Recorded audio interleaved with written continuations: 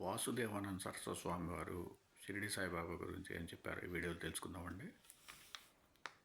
వాసుదేవానంద సరస్వతి స్వామి వారు శ్రీపాద శ్రీవల్లభ స్వామి జన్మస్థానమైన పిఠాపురం దర్శించి రాజమండ్రిలో కొద్ది కాలం ఉన్నారు.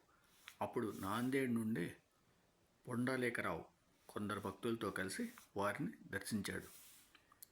మాటలలో సాయి ప్రసక్తి రాగానే ఆ స్వామి తల వంచి నమస్కరించి పొండలేకరావుకు ఒక కొబ్బరికాయనిచ్చి, దీనిని నా నమస్కారాలతో పాటు మా అన్నగారైన శ్రీ సాయిబాబాకు సమర్పించు, నన్ను మరొక ప్రేమతో కనిపెట్టి ఉండమని నా తరపున ప్రార్థించు అన్నారు.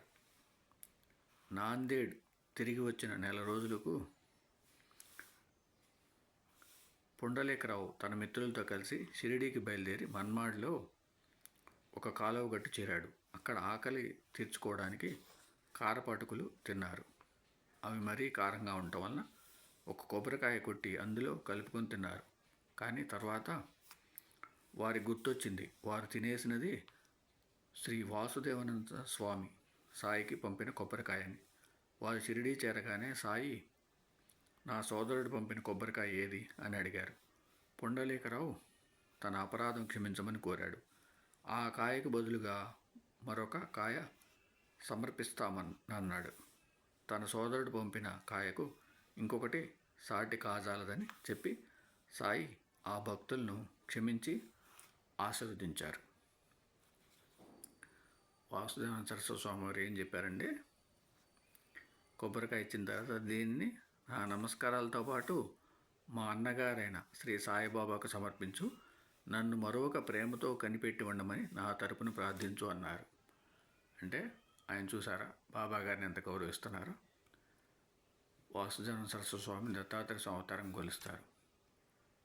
మరి మనకేమీ తెలియకుండా షిరిడి సాయిబాబా గురించి పిచ్చి పిచ్చిగా మాట్లాడుతున్నాం.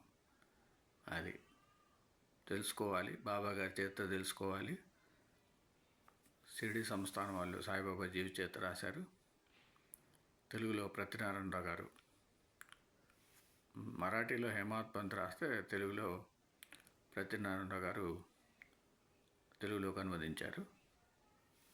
అట్లాగే ఎక్కిరాల భరద్వాజ మాస్టర్ గారు సాయిబాబా జీవిత చరిత్ర కూడా రాశారు. ఇవన్నీ చదవాలి. అవి ఏం చదవకుండా మన ఇష్టం వచ్చినట్టు బాబా గారి గురించి మాట్లాడటం కరెక్ట్ కాదు. ఓం సమ సద్గురు సాయినాథ్ మహారాజ్కి జయ. ఓం సమ సద్గురు భరద్వాజ్ మహారాజ్కి జయ.